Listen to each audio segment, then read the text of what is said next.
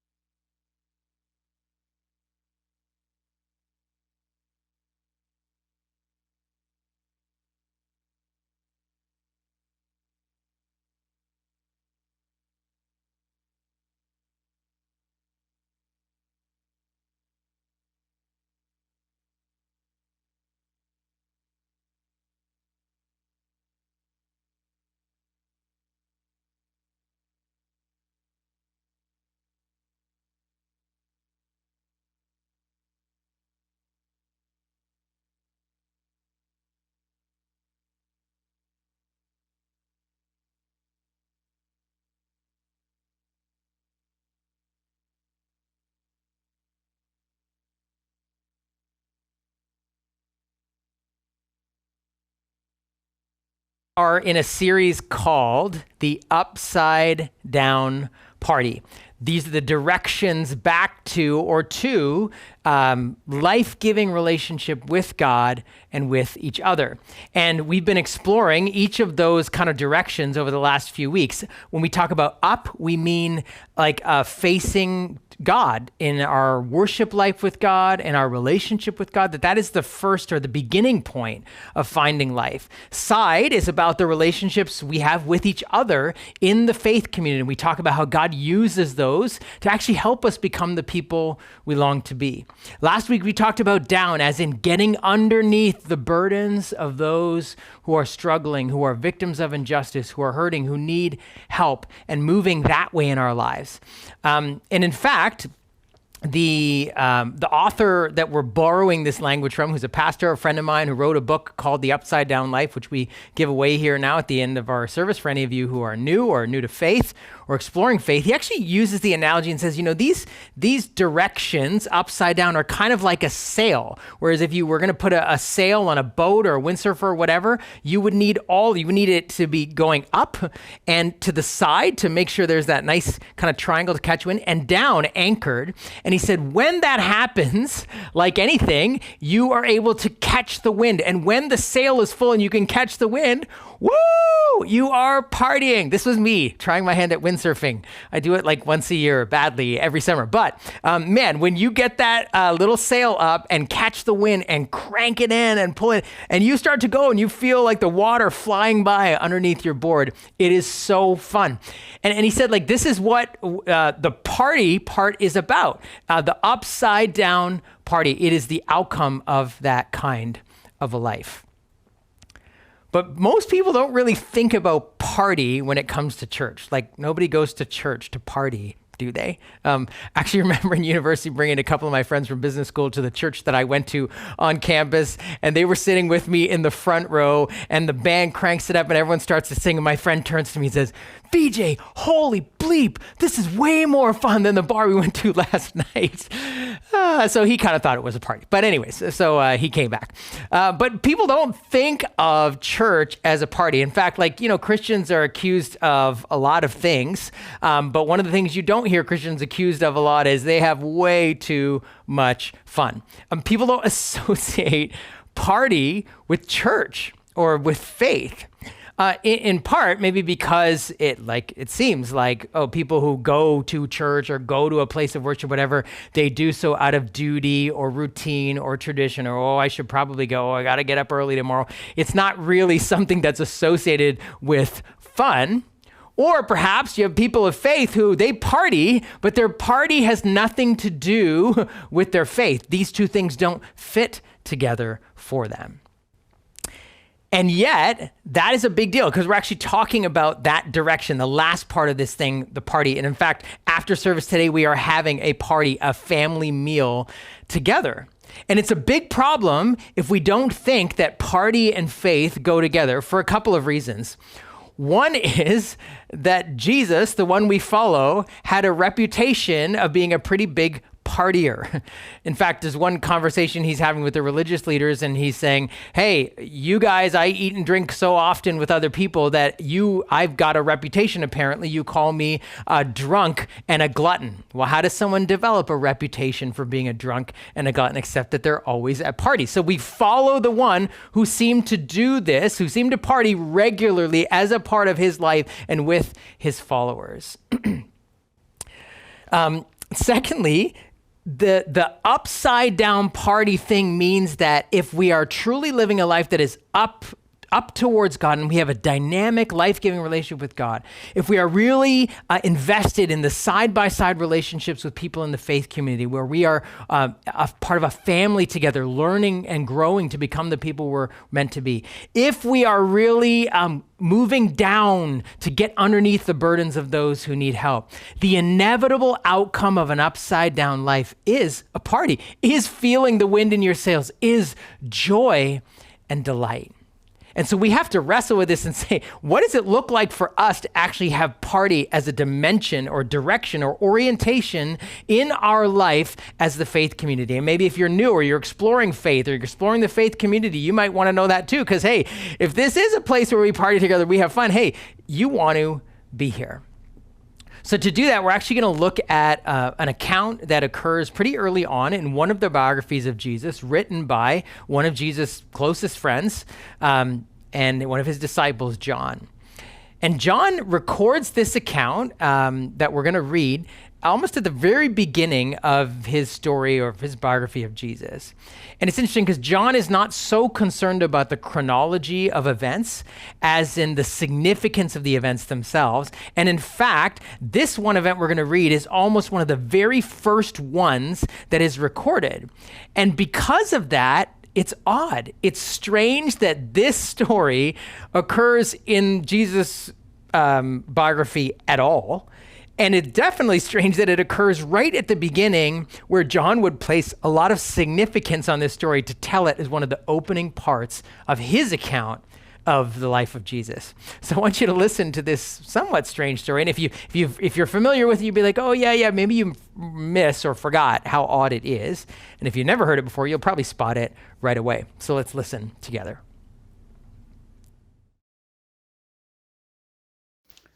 On the third day, a wedding took place at Cana in Galilee. Jesus' mother was there, and Jesus and his disciples had also been invited to the wedding. When the wine was gone, Jesus' mother said to him, "They have no more wine." "Woman, why do you involve me?" Jesus replied. "My hour has not yet come." His mother said to the servants, "Do whatever he tells you." Nearby stood 6 stone water jars, the kind used by the Jews for ceremonial washing, each holding from 20 to 30 gallons. Jesus said to the servants, "Fill the jars with water." So they filled them to the brim. Then he told them, "Now draw some out and take it to the master of the banquet." They did so, and the master of the banquet tasted the water that had been turned into wine. He did not realize where it had come from, though the servants who had drawn the water knew. Then he called the bridegroom aside and said, "Everyone brings out the choice wine first, and then the cheaper wine after the guests have had too much to drink. But you have saved the best till now." What Jesus did here in Cana of Galilee was the first of the signs through which he revealed his glory, and his disciples believed in him. After this, he went down to Capernaum with his mother and brothers and his disciples. There they stayed for a few days. What in all the world is going on here? I mean, is Jesus a frat house hero? Like, man, if my friend liked the church service, that he would have loved if Jesus was at a party that turned water into wine, right? The wine runs out at this wedding. Jesus takes these stone jars that would have been pretty large, fills them with water, and turns all of this water into the best wine, hundreds and hundreds of bottles worth. That's how much water would have been in there that became wine. But what on earth is this miracle about? Like, why did Jesus even do that? And secondly, why did John write it down?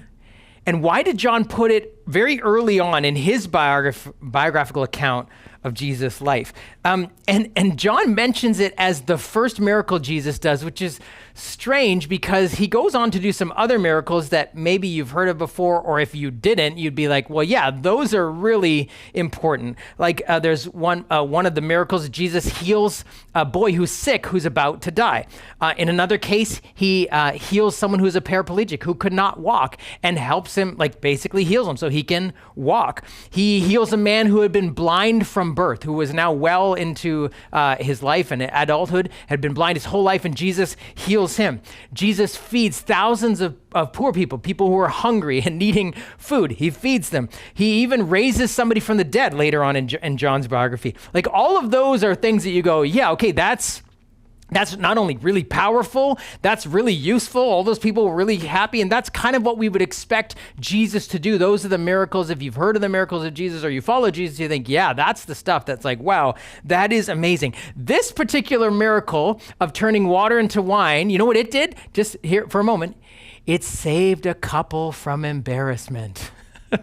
What is that about? Like, that's all it did. Basically, they were, ran out of wine. It's not a good thing. If you're hosting a party and you run out of wine, it would have been very shameful for the family. But that's pretty much it. I mean, that was really the major issue. And there's no telling that these were people that Jesus really, really cared about. He just got invited to a wedding with his disciples.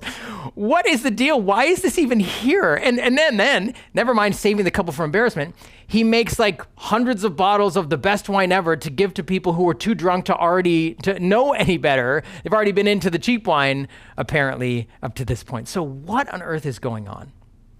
Why does John include this in there? And why is this so important for us to actually understand that partying is a spiritual practice that we need to understand and incorporate as a part of our lives? There's lots of things going on in this miracle. I don't totally understand all of it, and you read different commentators, you get different perspectives, but I think there's one thing that's noted that's very interesting that I think is a clue to something that is significant, at least for our purposes today. John says this, unique to actually the other accounts of Jesus' life in Matthew, Mark, and Luke. John says this was the first sign. And he uses the word sign, and that word sign for John and in the ancient world and the Greek word that this is translated from, and also in the Hebrew context that was John's readers and listeners. A sign of something was meant to draw attention to something, or in fact, someone in particular, in this case, Jesus.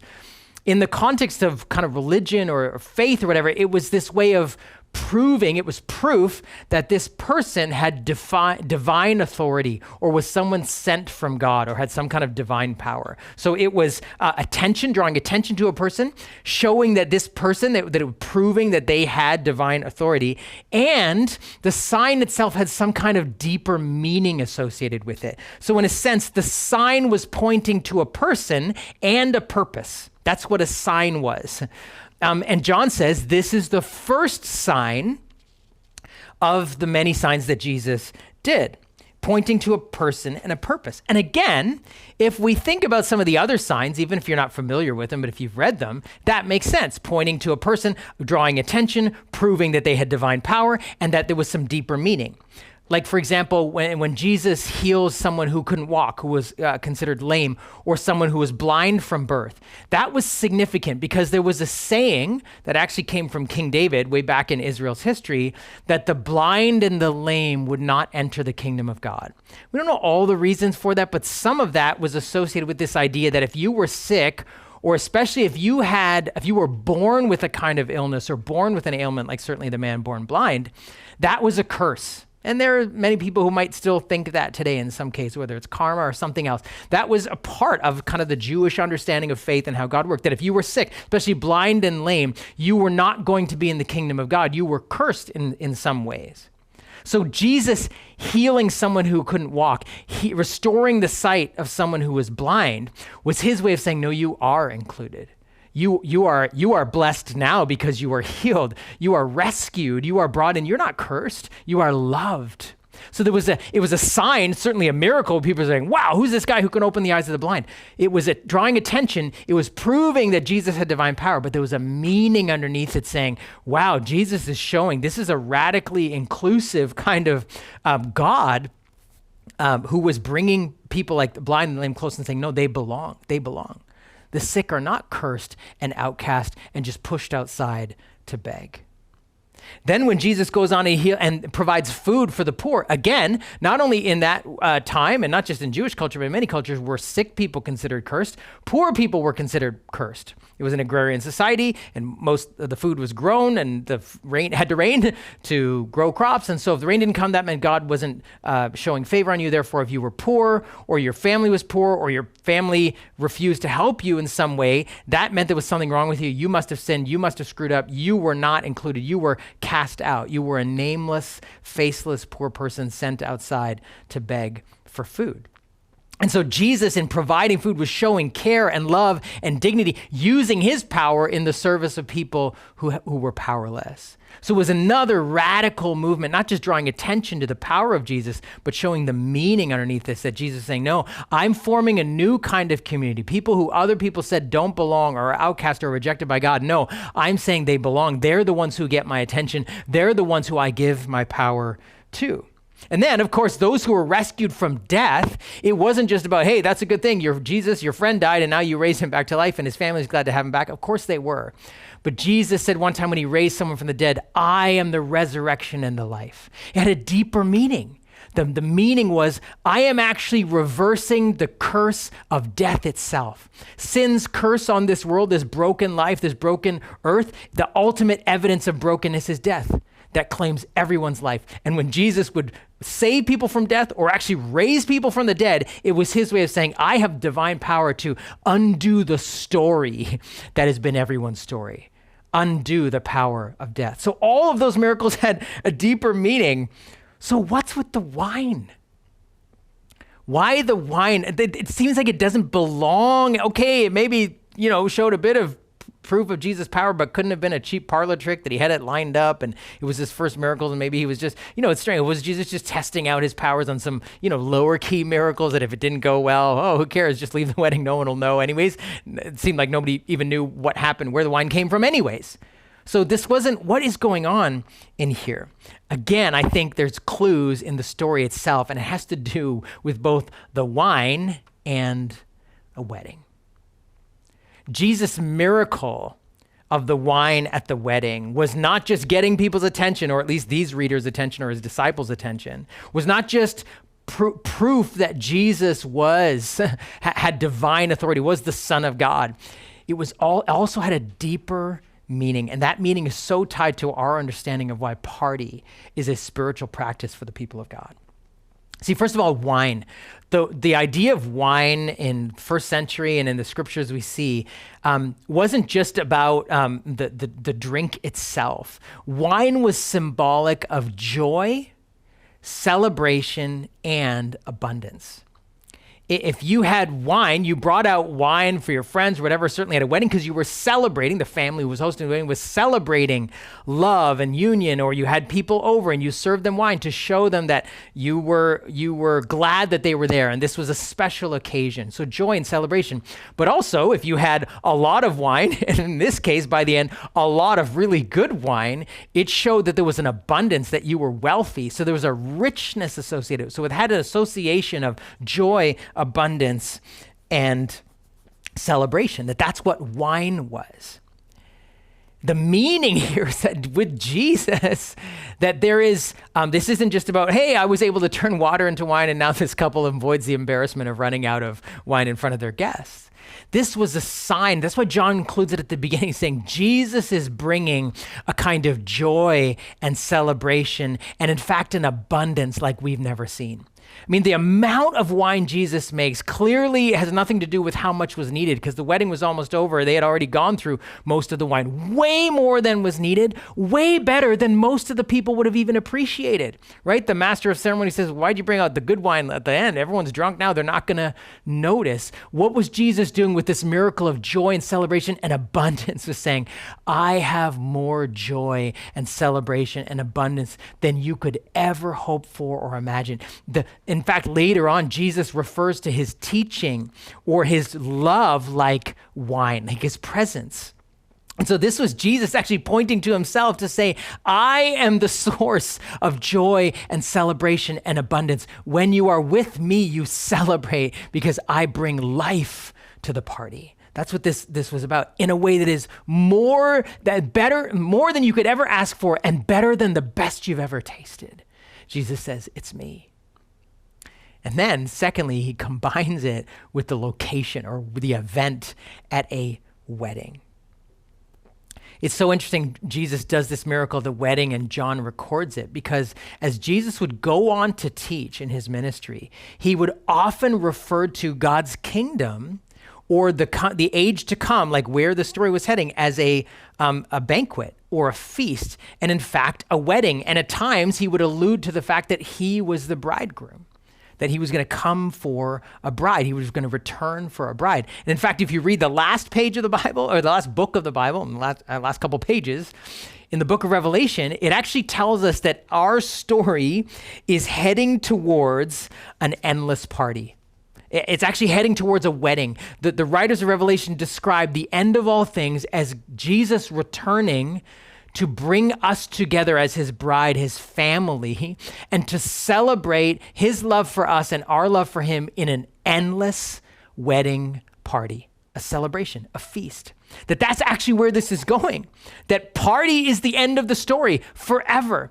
And this miracle shows not only joy and a celebration and abundance, but moving towards a kind of, a wedding party. A wedding is the best party you could ever go to, right? The best parties are the best weddings in the sense of people you know all the inside jokes, people you're so glad they're together, where the food's amazing, the wine's amazing, it's free, you know everybody else, the music's killer. Like, it's the best parties are a wedding because love is at the center and there's a feast around it. And the scriptures say that's where your story and my story is heading.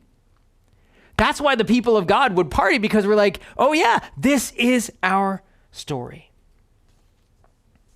See, water into wine was not just a sign pointing to a person to prove to us and them that this is God's divine Son, this is the Son of God. It's actually showing a purpose that we are meant to walk in and live out and demonstrate in our own lives, that we follow Jesus as the source of joy and celebration and abundance, that he gives more than we could ever ask for and better than the best things we have tasted. And our story is heading to a final wedding feast where we will be at the best party ever that will go on forever, where love is at the center, but there will be real food and real wine and real joy and a family to celebrate with.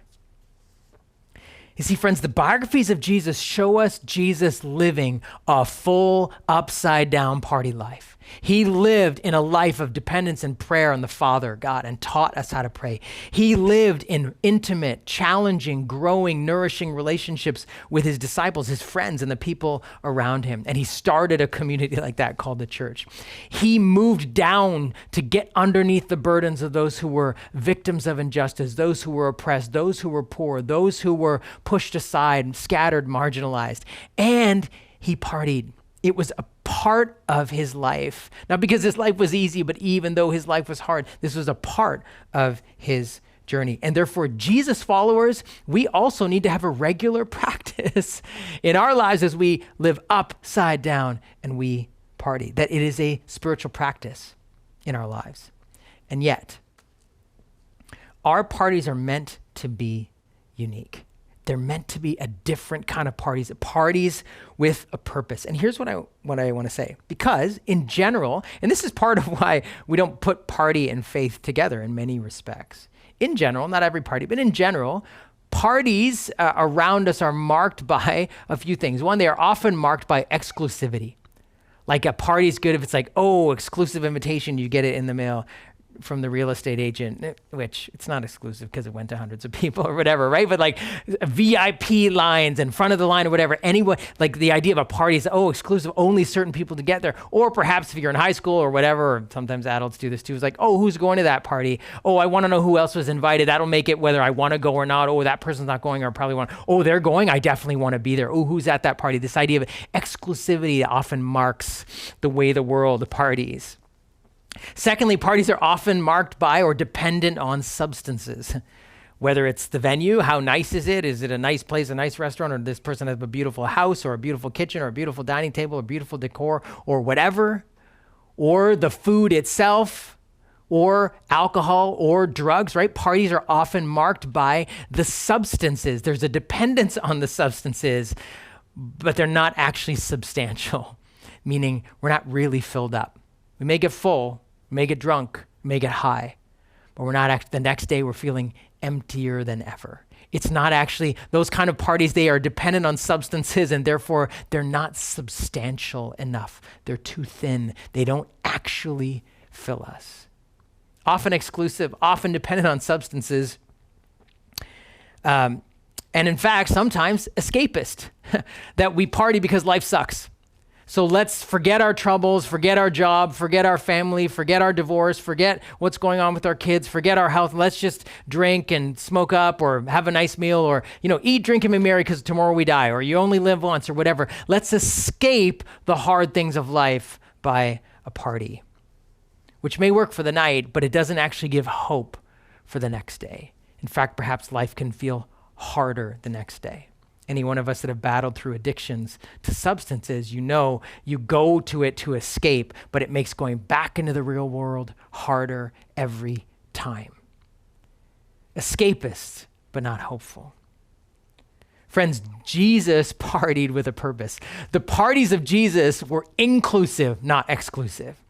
In fact, the doors were so wide open that the people who were sure they didn't want to come was because of how wide the doors were. In fact, they were like, well, how come you're eating with that person? How come you're eating with that person? The religious leaders didn't like Jesus' parties because of how inclusive they were.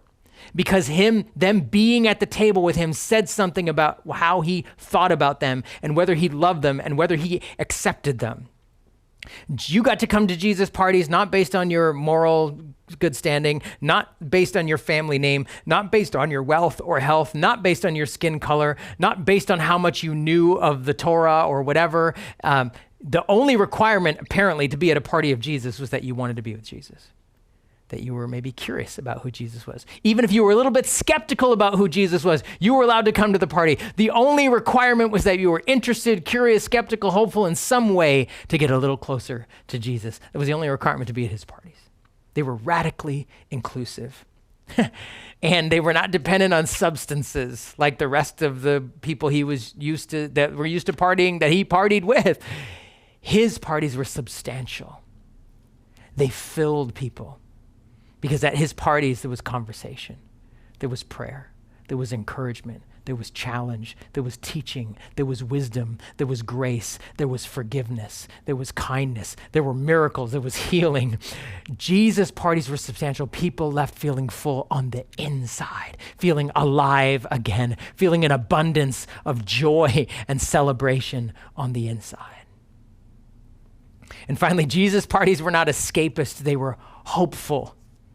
Because at every party Jesus was at, he was helping them with the hard things they had to embrace for the next day. And he kept talking about the future feast, the future wedding, the kingdom to come. There is a better story being written that will one day make this life and this pain seem small.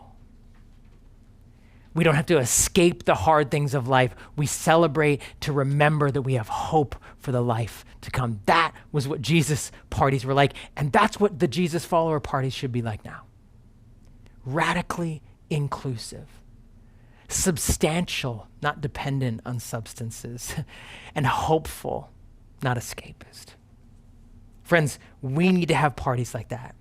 It's actually why in our home groups where we follow this upside down party rhythm, we party twice, basically once a month as home group people. Our home groups are not based on affinity, people you like, or friend groups. They're not based on age or life stage or ethnicity or anything or the size of your house. They're based just kind of on where you live and geography. And so you're going to find in a group a pretty diverse community of people.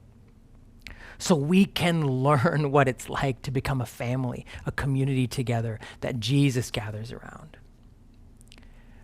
Our parties are meant to be substantial, where we could have wine there and we could have good food there, but we're not dependent on it. We don't need it to have a good time. We don't need tons of it or too much of it, because the conversation, the community is what fills us up, is what is substantial.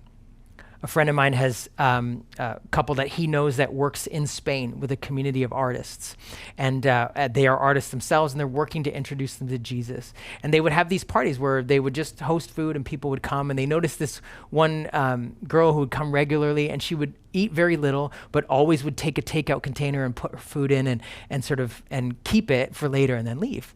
And they asked her one day, they said, "Oh, like, are you okay? Do you have enough food at home? Do you want to stay? We noticed you take some." She's like, "Oh, no." She's like, I don't want to distract myself by the food when I'm here, because the conversation is so rich. And then I take the food and I go home. And when I eat the food, I remember the community. When I taste it, it reminds me of the richness of the conversation." Friends, that is a substantial party. That's a party not dependent on substances, but it is of dynamic substance that we leave full. That's the kind of parties we're meant to have. And we party even when life is hard.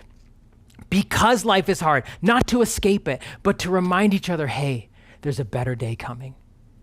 Yes, sometimes we grieve. Sometimes we pray together. Sometimes we beat our chest and we say, "God, why? And we do that for each other, and we carry each other's burdens. And we also stop and eat and drink and laugh together, because we remember this life is not all there is. You don't only live once. A better story is coming. Hope is coming. Therefore, we can stop and celebrate a little today." Friends, the little bit of wine and little bit of food and little bit of community and party that we have now never feels like enough, does it? But it's a taste. It's an experience. It's a clue. It's a sign, not just pointing to Jesus, the person who is the host of every meal and every party we have, but it is pointing to the meaning that he had and that he gave, to say, someday your life is heading towards a beautiful end where you and I will be in the forever wedding feast, where we get to be in the center of the love of God for us and our love for him and our love with each other. And there will be an actual party and an actual community that will never end. So, if that's true, then I want to encourage you to party better this fall. Better parties this fall. For some of you, that may mean joining Alpha, which we always have food at and great conversation at, and everyone is welcome, no matter where you are in your faith journey and what backgrounds you have or what questions you have. That's what Alpha's for, and we do that together. That's starting the first week of October. Also starting the first week of October is our home groups, and so maybe you're joining again or joining for the first time to be part of the upside down party rhythm that we have in our home groups. Our party nights are the best nights on home group nights, and so I'd encourage you to do that this fall. But also today, this very day, we're going to do this together. We are going to party. We're going to have a family meal together. So we'd love to invite you to stick around, to not leave, to join the party. You didn't need to bring anything. But what I'd encourage you to do as you eat is a couple of things. One is find someone you don't know or haven't seen in a long time. And just go over to say them, hug it out, or whatever it is you're comfortable with. Ask someone in your home group. If you're part of a home group, ask them, hey, how are we going to party better this year? We got to do this better. How do we do this year? And I would say as part of the party, since this is a radically inclusive party, that's what the Jesus parties are like. Look for someone or a pair or a family sitting on their own and go join them. And just say, hey, can I join you? And just get to know each other. That's what this is for. Jen and I have been in a home group, different home groups for many years since we started them here at the Well. But the last couple of years we were in a home group where most of the people started just before or during the pandemic. And so we found all kinds of creative ways to do parties. We did Zoom parties, we played games together and hung out together and talked, and then we did socially distanced parties around fireplaces, and then we did parties where we were a little bit closer and we had a little bit more food, and now we have lots of food and we have a great time together. And this fall, we're actually birthing into two groups where some of us are going to actually run Alpha in Vaughan, and then the rest of our group is continuing on. And our group was like, no, we don't want to do that until we have one more party. And so we arranged that to say, no, we're not done. We want to do this together. We want to have a send-off party for each other as we go and do what God has called us to do. And one person sort of texted in the email about that, describing our group in this way. It said, we each started at different times from different places, because we came in all the way through these last 2.5 years, but grew into one family, never questioning our birth order because we all became one. And so true. This has become a community for us, upside down and party. And my prayer for you, if you're new or you're new to faith or you're coming in, or this has been home for you for many times, whether you've been a part of a home group or Alpha before or not, that you would find a completeness, a wholeness in your life in this season of the upside down party, where that sail is big to catch the wind, that you would have an experience of party with community here. One that is radically inclusive, one that is not dependent on substances, but is very substantial. It fills you up. And one that does not make you or lead you or need to escape from your hard life, but even within it, to have a chance to celebrate.